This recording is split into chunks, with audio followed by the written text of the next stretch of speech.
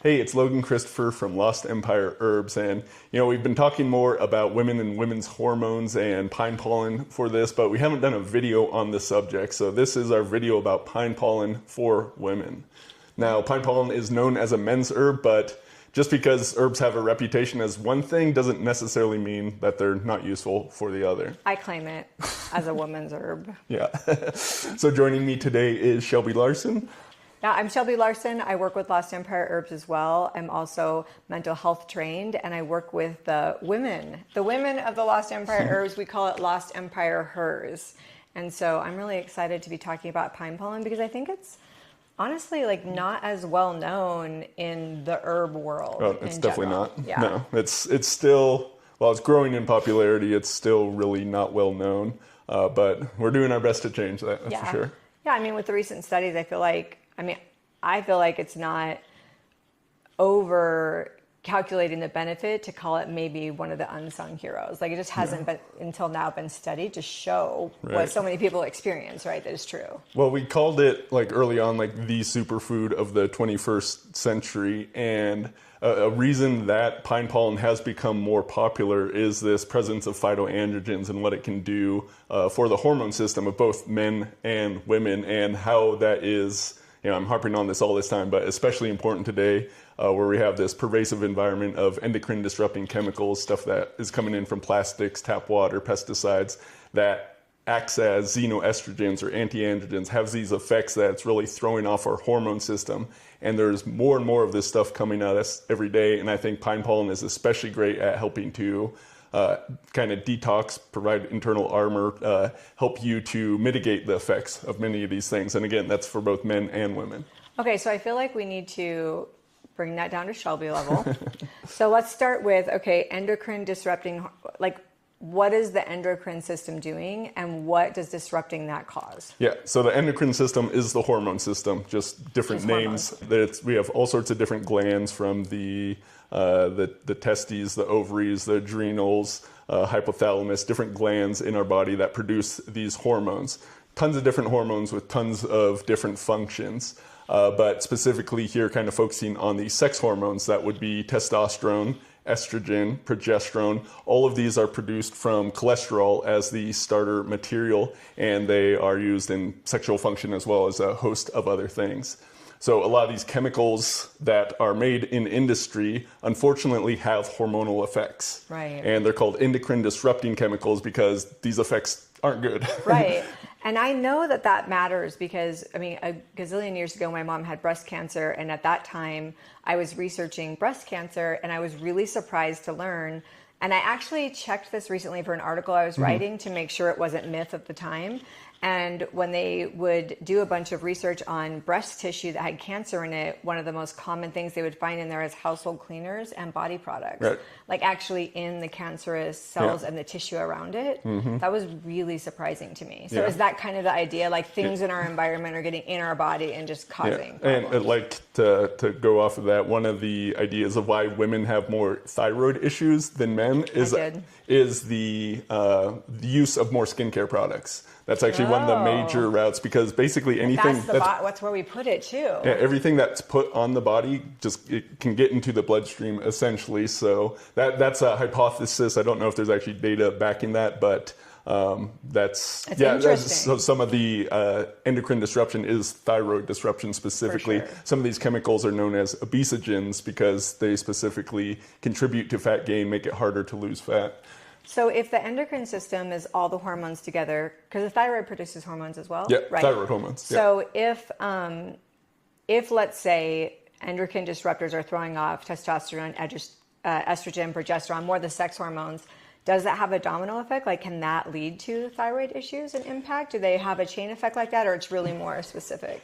Different chemicals are going to have different affinities. Some are anti-thyroid, some are xenoestrogenic.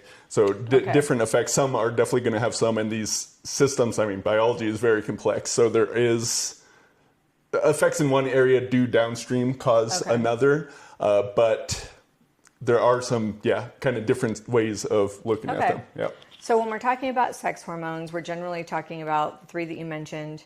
And you're talking about there are things in our environment all the time that disrupt that. But for those of us that struggle with hormone imbalance, there's a lot of there could be a lot of sources of that, right? It could be age related. It could be cortisol and stress can cause it, right? It could be endocrine disruptors. So if you're struggling with, why I'm mentioning this is we're going to be talking a lot about things that can bring this back into balance, but it can work differently depending on what for you, the person, are the primary things. Yeah. Is that right? Absolutely. Is that correct? Yeah. And so cortisol is it's kind of the corticoids are another hormone system, but related kind of closely to the sex hormones. They're made from the same starter material. So there's this term called pregnenolone steal, and pregnenolone is a precursor to progesterone. It's just like one step before that. It's like one step after cholesterol, then one step to progesterone. They call it this steal because that material, if you have a lot of stress, cortisol is actually like a good, useful hormone in our body. Absolutely. People think you want to get rid of it completely, but it's never that simple. You want to get rid of when it's up and when it's down. Yeah, you don't want to have chronically high because that's indicating too much stress, but cortisol is actually kind of the cleanup crew, is a way I like to think of it. So if you have too much stress, then all the material is kind of getting stolen and says, we need to make cortisol. It's more important than the sex hormones. So you're going to have less available for that. So this is how stress really plays into the sex hormone system. That is interesting. And some of you have seen my story and some of you haven't, but I had premature hormone decline. It's actually how I met Logan like 11, 12, 13 years ago or something. It's kind of a funny story. But I started taking Lost Empire Herbs products, honestly, as a last ditch effort. I didn't believe it. I was all in allopathic medicine at the time. I didn't know a lot about natural anything. And what's interesting about that time period, when they took my blood, they literally, I should find the paper. It says testosterone and estrogen are barely perceptible in. Right. You had like no hormones. My vitamin D was down, my thyroid was off, right? But what was interesting is like in the few months leading up to that, my husband's brother died very tragically, under very tragic circumstances. And a month later, my daughter got diagnosed with an irreversible disease. And so there was just so much stress. Right. We don't know, but my doctor's theory is that my adrenals got drained. And then you're already tapping them before that just with lifestyle. And then that was the 5 double whammy. Kids, right, trying to right. And so I genuinely, how you just explained that, I didn't know. So when you're living a stressful life, the need for cortisol to get you through it is higher, and so that lowers the production of other things. Is that what you're explaining? Interesting. I never thought, I didn't know that. Cortisol and testosterone tend to have an inverse relationship. Oh, right? Okay. And something else I'll mention is that testosterone is a precursor to estrogen. So testosterone gets converted into estradiol, which gets converted into estrone and estriol. Which is why when people do hormone replacement therapy traditionally, if they're sensitive to estrogen, they have to manage that, right? Like they have to manage that. Or with guys, when they get testosterone replacement therapy, in many cases, just it gets converted straight into estrogen. So then they're doing aromatase, which is the enzyme that causes that conversion. They do an aromatase inhibitor. So that's one of the tricky things about this. And if you have a good doctor and it's done right, they're going to be looking at these levels and will modify things to make it fit for you. Unfortunately, that doesn't always happen, right? It can just be like, here, take this. Right. And it's a little bit of a crapshoot. And what's that? It comes from broccoli or cauliflower. What's that? That helps mitigate it, right? C and DIM. DIM is what I'm thinking of. Yeah, that helps. You can take that's aromatase inhibitor. So there's some of the other herbs are as well. So nettle root has some of that action. Tongkat Ali actually is supposed to do that. So that helps it from converting into estrogen, right? Yeah. Okay. So essentially keeping more of the testosterone available as testosterone. Okay. Yeah. So let's talk about testosterone for women because very important, ladies. Yeah. So as I like to say, this is our hormone too, right? So what I like to say is testosterone is not less important for women. We just need less for optimal health, right? And so it is equally important, not just for sexually related purposes. Yeah, that's the most well-known thing, health. but it covers everything: mood, neurology, bones and muscle mass. weight gain and loss, yeah. sleep, right? Yeah. It affects sleep. Yeah, it's really an important hormone. So guys have 10 to 15 times as much testosterone as women. So, and because of that, for a long time, they thought, oh, testosterone is just a minor player for women. No. But more and more, they're coming to learn that, as you said there, and I really like that it's just as important for women. You just need much less of it. And actually there's advantages because I'm sure you're going to go into phytoandrogens in a second, which I call nature's OG hormone, bioidentical hormone replacement therapy. But what's interesting is I did a bunch of research on phytoandrogens specifically because I knew that women required less, but I wanted to know specifically with phytoandrogens, which I'll have Logan explain in a second because he's the nerdy one.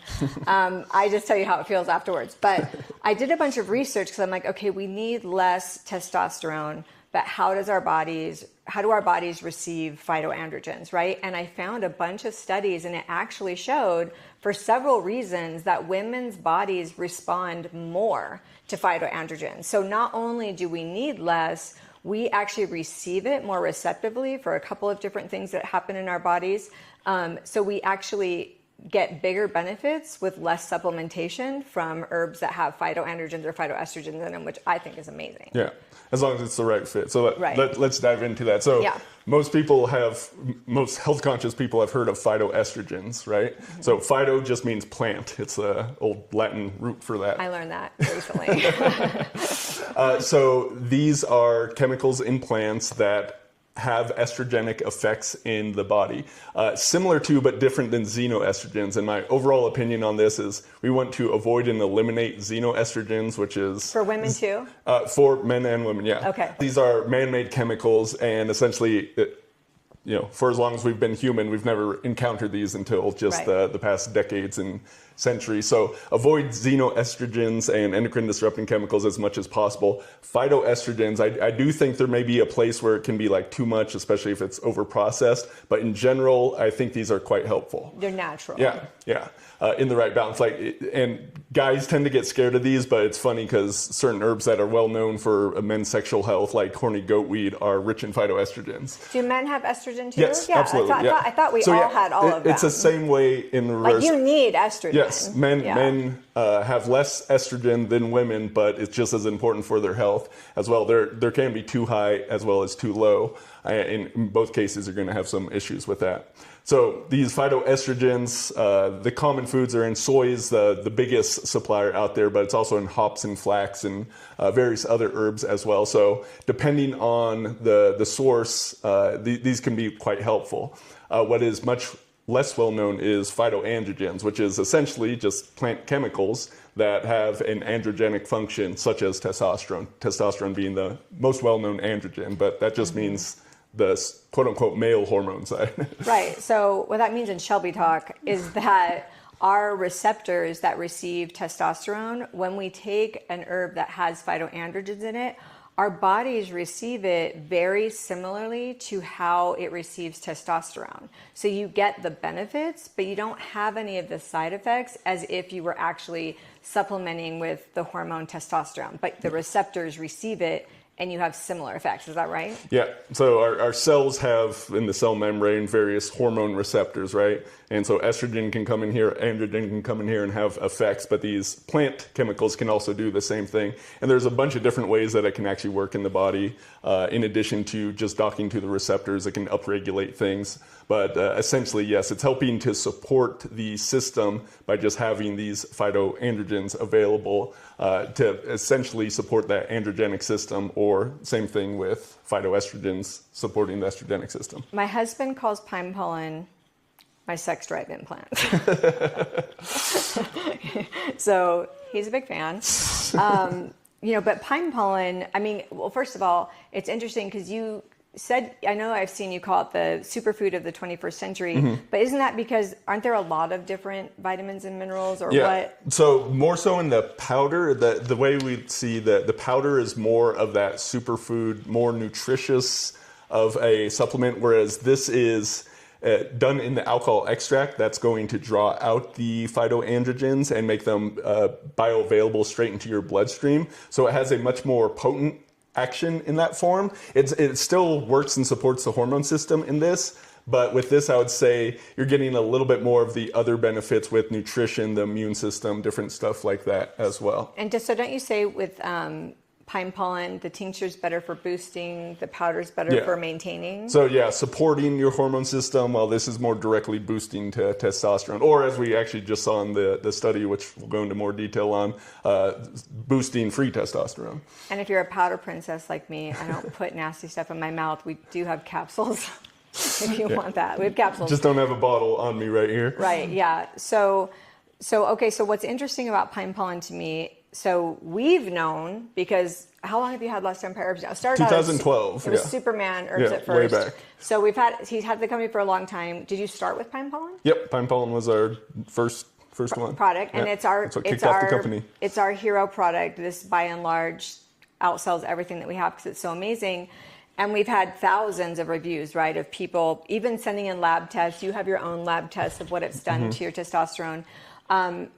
But we really, nobody in the world, like nobody in the whole world has ever done clinical studies on Pine Pollen to prove it. Yeah. So last year there's been some in China that haven't even been translated into the US, but I don't think any of those looked at the hormone system. So that's an interesting thing, because of all the science out there, almost none of it looked at the hormone system at all, even though that's become its biggest benefit thing that it's well known for. Yeah. So it was just studying it for the nutrients, or? Yeah, some different things. And again, untranslated science, so I don't exactly know what has been done available there. But as far as in the West, yeah. So we wanted to do this for a long time and finally got partnered with some people that we could do a small pilot trial, and we looked at hormone health specifically in older guys, 50 plus, in our first study to see, okay, does this actually, with some science, boost testosterone, which is, of course, we knew it worked because we've heard that from thousands of customers, as you're saying, but to put the science behind it was something we wanted to do. Well, and to be clear, for people who don't know, like we funded the clinical human trials because they're very expensive to do.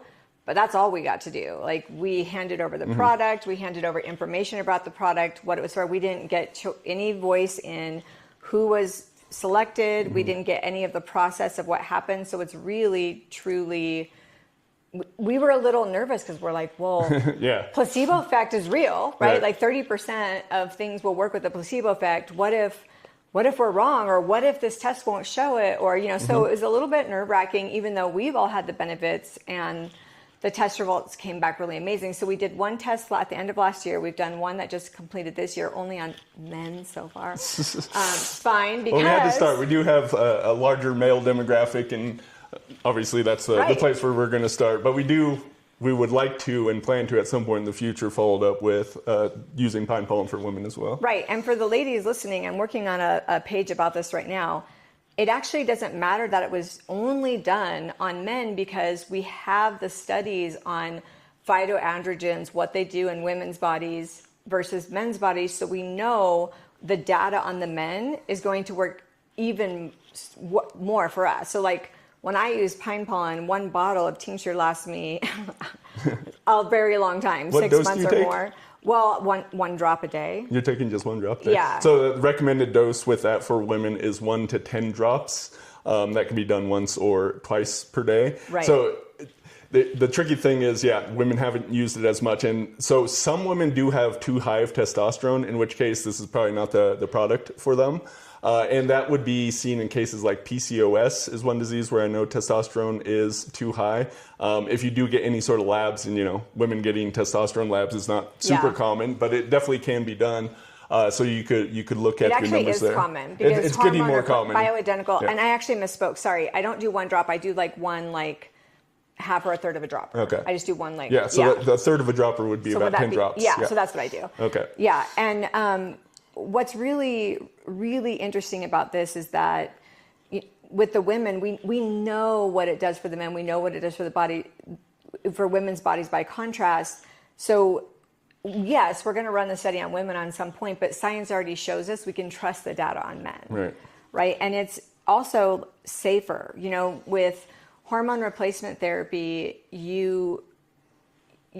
I researched this as well. You probably know more than me, but I think when you do regular testosterone replacement therapy, eventually it causes your own natural production to shut down, right? So It's going to slow it down for sure. It can shut down, and it doesn't necessarily immediately bounce back right when you stop, which is not always told to people that are about to do that, right? For men, it can shut down sperm production completely, which is crazy. Guys in their like 30s that have, you know, if they're not necessarily informed about these side effects, and there's a few other ones as well. So just the overall kind of philosophy that I try to live by is, rule of thumb, natural is better. And of course, there are exceptions to these rules. I do think hormone replacement has its time and place, but because of the culture we live in, right, it's like straight to that. And when you are working with like a single molecule and just injecting it into the body, then you have more chance for side effects, more chance for things to go wrong. If you are working with nature in something more natural like this, there's less a chance of side effects. Any of those that happen tend to be much less so. Not to say that there are absolutely no side effects, because there definitely can be, but it is much less, and still in many cases, it can be just as powerful. Yeah, and so that's what I like about this, is you're not flooding your body with hormones. You're not flooding your body with artificial hormones. You're literally giving something natural that your body's going to receive. Now, what I think is a really interesting paradox in natural health is people are like, oh, it's natural. That doesn't mean, like, it's medicine. You know what I mean? But with pine pollen, I mean, maybe if I drank this whole bottle, I would cause myself some problems, but not long-term. Wouldn't recommend that. Not long-term problems. Like, I would be overdosed in the moment and then whatever. So you really... I should probably try that as some experiments. just to see. I did know guys that were taking like 7 to 10 droppers full, which seems like too much at some time. I'm kind of sensitive to, like, I need a smaller dose than even a recommended dose, just because other herbs, everything's kind of supported, and it's actually a little bit too strong to me for you. most of the time.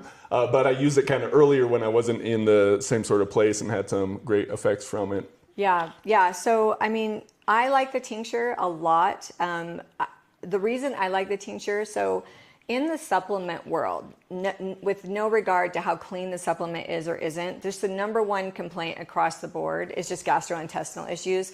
No matter how clean the supplements and vitamins are, if I take too many at a time, I just don't feel good. And that's really common. I often take 10, 12 different tinctures in the morning or throughout the day. I don't ever have any of that. And so I really prefer the tinctures because of that. But the powder is great and quite popular if you're doing things like shake smoothies or something, just a small spoonful. The recommended dose on that is the same for men and women with the powder, because again, it's more that nutrition that we're going for there, which is going to be about half to 1 teaspoon once or twice per day. And of course, you can do more than that, you can do less, find what works for you. The dosage is really just a starting place, a guideline, but really you find what works for your body, and that's really important. And of course, we have the capsules as well, which is convenient, of course. It's not the ideal way to take herbs, because there is something about tasting them, but we got to meet people with hey, you get to taste it with a tincture, right? Yeah. So that's actually an important part of that. So with the tincture, again, it's sublingual absorption is the best way to do it. You can squirt it into drinks and take it, but squirting it under the tongue, the cell wall is very thin there. So holding the alcohol, it's able to just go into your bloodstream straight from that spot, and it's carrying those phytoandrogens into that. Even with the powder, some people will just let this sit in their mouth and like under the tongue and allow it to kind of absorb what can be done there, because if it's going through digestion, a lot of the hormones tend to be big molecules and they're not going to survive digestion, or maybe only a minimal amount. We still see some hormonal effects there, but it is less so than with the tincture. And I have a couple questions that I know the women have. And just so you know, ladies, if you're like me and you just don't like weird things in your mouth, I put all of my tinctures under my tongue, I let them sit there, and then I take a chaser. Like, I just swallow it all together. So that's how I do it. So I think one of the number one questions that women ask, will taking pine pollen make us get facial hair? We actually got a review pretty recently from a woman saying that unwanted facial hair actually went away in doing it. Because it balanced it out, balances, right? So there is a risk. If there was too much testosterone, your hair could thin.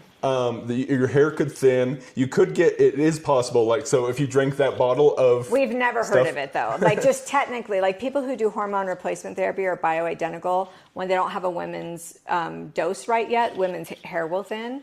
but we've never, ever heard even, I mean, in all the years, not one person said that. Yeah, so I'm saying it is possible if the dose was really high. So again, with our recommended dosage of 1 to 10 drops, that is erring on the side of caution. If you, as a woman, got a testosterone labs and saw that was actually low, then you could do even a higher dose than that. I had a friend that I recommended that to, so she was taking 15 drops, so still less than men, but I took higher doses at first because my testosterone was bottomed out. I never had any negative effects. So with guys, we have seen like, in addition to hair growth, another symptom can be acne if there's too much. So my wife actually, I told her to experiment, this was years ago, just taking a drop. She didn't hear me, so she took a dropper full of this, and she started noticing some acne on the shoulders. Yeah. So there is a point of too much where you can have that, but one, this is just going to be easily reversible, back down on the dosage. But again, starting at 1 to 10 range, unless you already have high testosterone, you're definitely not going to see those kind of effects. And I just like to tell women, you know, if you're considering doing bioidentical replacement hormone therapy already, you might as well try this, right? So that, going back to what I was saying, start with the lower level interventions first. If you can't get those to work for you, then go to a higher level intervention, because again, those higher level interventions tend to have more side effects with them, a little more risk involved. So I think that's great advice there. So let's just, before we wrap up, let's talk about like what are the benefits to women specifically of taking pine pollen? Because I feel like for me, I get a lot more benefits besides like in the bedroom or sex drive. Yeah. Sex drive probably is one of the number one things people will notice. And that's an easy thing to notice where there's a big difference. Energy is going to be a huge thing. It's not stimulating at all, but some people may find they're stimulated. So generally we recommend, and this kind of fits the rhythm of testosterone, is to take it in the morning and then in the afternoon. If you're taking 2 doses throughout the day. So more energy. Since testosterone is a neurohormone, it's active in the brain, so mental clarity can come with that, mood support. Those can be very useful things. We mentioned metabolism benefits. Does it help with sleep because it counterbalances cortisol, or not really? It's possible it can help with that because, again, it's not going to directly help with that, but indirectly it could possibly do so as well. Because although we focused on the hormones here, it does have other benefits. So it does act as an adaptogen, helping your stress system to better respond to stress. I was just doing a article on this, but some of the phytoandrogens, their role in plants is really to help it to fight stress, whether that's from cold and hot weather, drought, funguses, viruses, all kinds of different things that are attacking it. It helps the plants to be able to adapt. And so these compounds, it's funny that the different kingdoms, like it's still active across the animal and plant kingdom. It's having much of the same effects in us. Yeah, and I think something that's really good to talk about too, when we talk about sex drive, it's not only about sex drive. Testosterone is important for being able to orgasm, for being able to feel your orgasms. That's good point. It's really an important thing. I talked to a woman who is a doctor that does bioidentical hormone. I said, like, what are the main reasons that women come to you? And it was a lot sexually driven. There are other reasons too, but it wasn't only about sex drive. It was about having the ability to orgasm. And I didn't realize that they're connected before talking. I forgot about that. Is that similar to men? Well, I mean, guys orgasm a lot easier in women. They got 10 to 15, so that may actually be playing a role right there, right? It reminds me of some stories I've heard of, like women that got on testosterone therapy and had like too much, and it's like, oh, this is what it's like to be a man. So actually understanding how much that hormone really drives sexual behavior is really important. But understand that is your creative ability as well. So this can be transmuted to other things. And that's really that drive that is, so important for just feeling alive. Energetically, creativity lives in that same area. And then final question from the ladies, is this really dust from a pine cone? Like, what is pine pollen? The pine tree, it is both the male and female parts on the same plant, which is common in the plant world. So it has not the cones are the female part, or they have the seeds in those. but there are what are called the catkins, which is So like that straight, like green part that comes off, right? not green. So you got the needles is Yeah. the straight green part. Those are the leaves essentially. The catkins are little like buds. They're kind of Underneath it. it depends on the pine tree, but they're going to be somewhat triangular, but these are going to release the pollen in the spring, and it's literally just floats away. Some of this is going to get into the pine cones and be able to fertilize and create a new pine tree, but it's actually going everywhere in nature. And this is, again, it's not tailored to just this species. So these phytoandrogens are active on the other thing.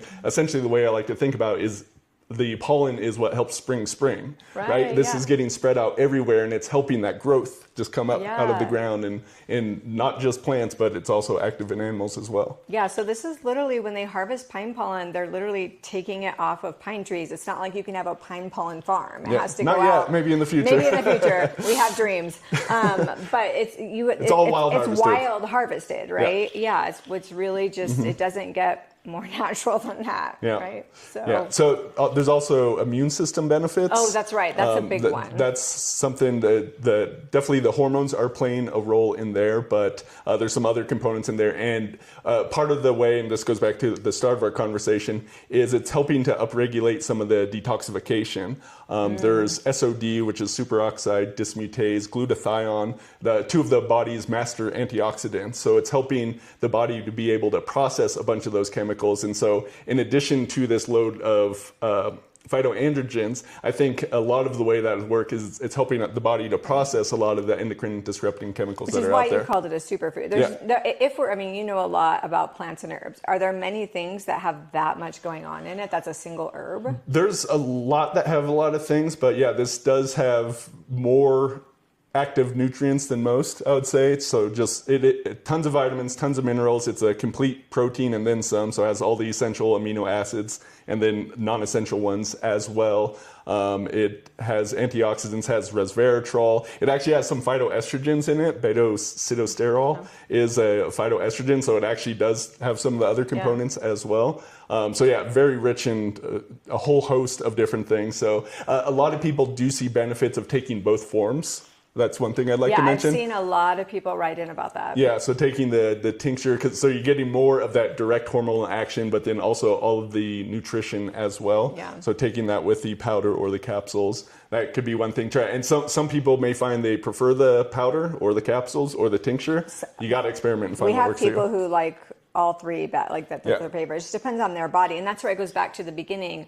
What is causing the imbalance of hormones for each individual person? And formulations. So Athena here, the pine pollen is one of the many different herbs, not even a major one, but it plays a role. This has more phytoestrogens from the shatavari as well as a whole host of other things. So that's kind of a more, I'd say, overall kind of balance, targeting the hormone system in a bunch of different ways. Yeah, we'll do a video about that one too. That's like our women's hormone formula. But yeah, pine pollen for women. And we're really excited because the human clinical trials we did, it's a really big deal. We're the first in the world to do it. We're the only one that can say that.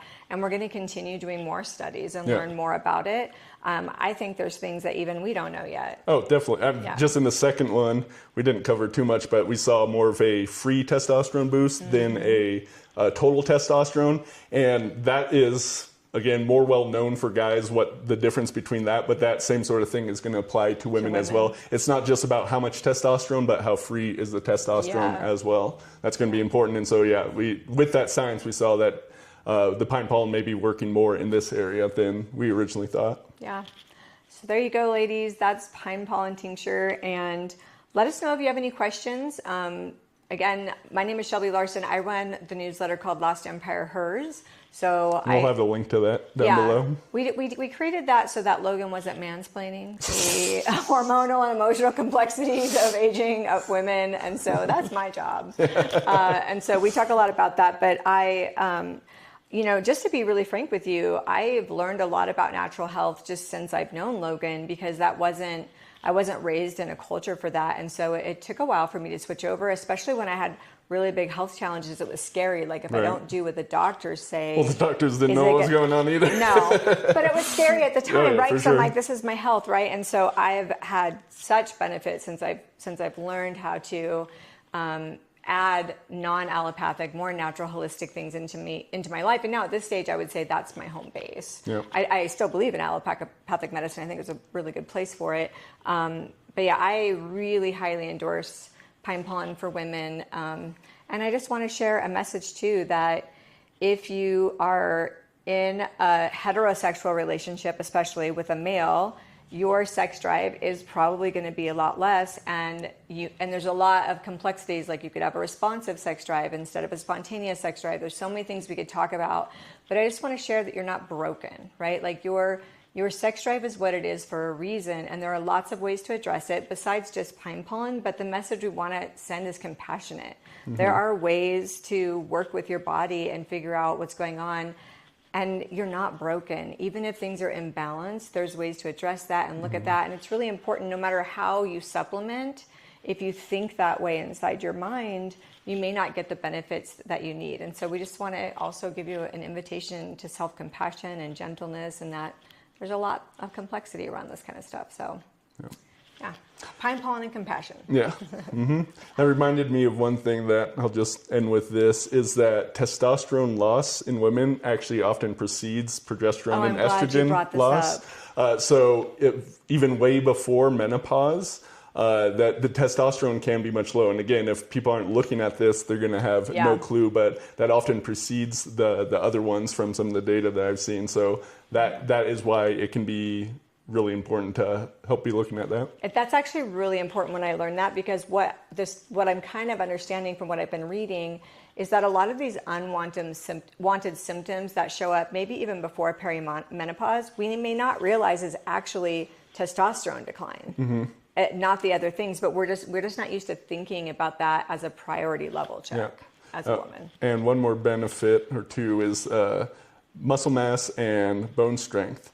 So women have osteoporosis a bunch more than men. Well, we have babies. Yeah, well, that's one thing, but the less testosterone. So with women, they look at estrogen definitely plays a role, but testosterone plays, I would say, an even bigger role in testosterone. And that's why men have less of that. So supporting the testosterone can be important for that, as well as muscle mass, which as you get advancing in years, that becomes more important. So again, that's a very important and healthful hormone for the anti-aging benefits as well.